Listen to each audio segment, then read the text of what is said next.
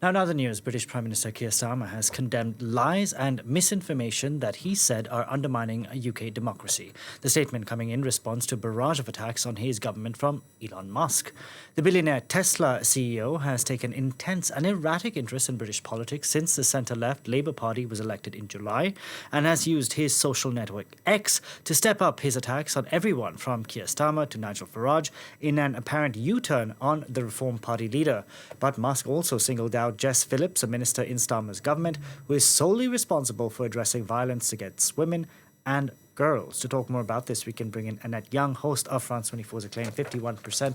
Annette, great to see you as always. For those not familiar with this issue, talk us through this story. This has been happening over a period of days, if not weeks, and the world's richest man, Delano, has been using his social network X to demand Prime Minister Sir Keir Starmer be imprisoned while calling for new elections. But as well, he's also focused on this child sex abuse scandal that goes back a number of decades, accusing Starmer of failing to bring perpetrators of South Asian origin to justice when he was the UK's top prosecutor in a series of cases which rocked the country between 1997 and 2013. It's important to also say since during that time and since then, the Tory government was in power.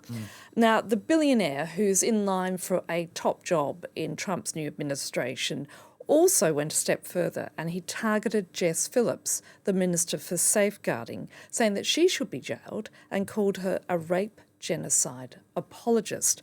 Now, these are shocking and appalling comments, given that Jess Phillips is the only government minister in the world whose sole portfolio and task is to look at devising government strategies to end violence against women and girls. Now, Musk's comments came after Jess Phillips rejected a request for a national government-led public inquiry into child sexual exploitation in a council district in the north of England called Oldham.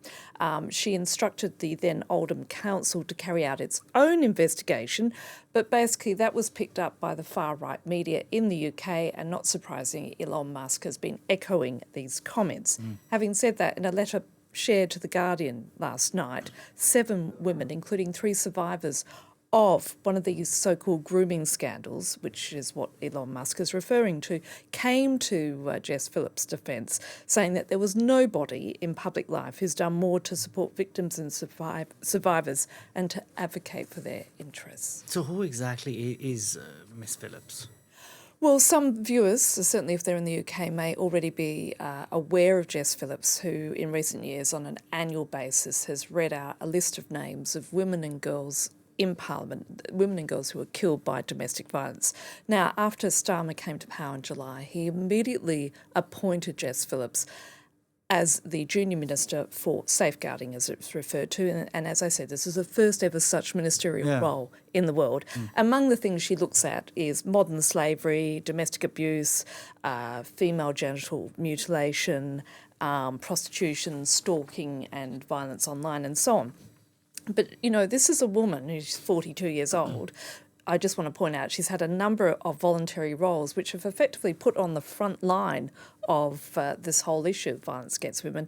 She was managing shelters for victims of domestic violence in the West Midlands. She also worked for service providers that supported victims of sexual violence and human trafficking. She herself is no stranger to the threat of violence. She's been trolled endlessly, and especially in the last year or so, given her public stance on violence. But even in the last 24 hours, as a result of Elon Musk's comment, a man has been charged with sending malicious communications to the minister. Police in Devon and Cornwall confirmed that the man was charged following 3 reports of malicious communications. And Sir Keir Starmer yesterday made it very clear what he thought about Elon Musk's comments about Jess Phillips, and this is what he had to say. Let's take a listen.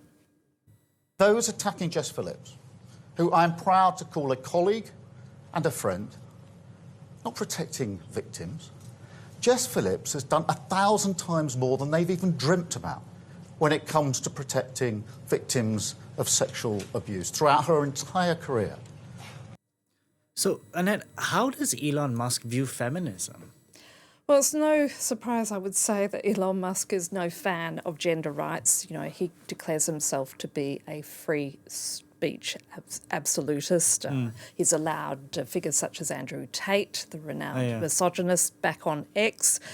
He's also shared anti-transgender content. And, you know, during the campaign, he posted a variety of false election claims and also reposted a fake version of Kamala Harris's first campaign video, which had been doctored so it looked like, rather, she was saying that she was the ultimate diversity hire. But, you know, it also begs the question, what has Elon Musk done for the safety of women and girls?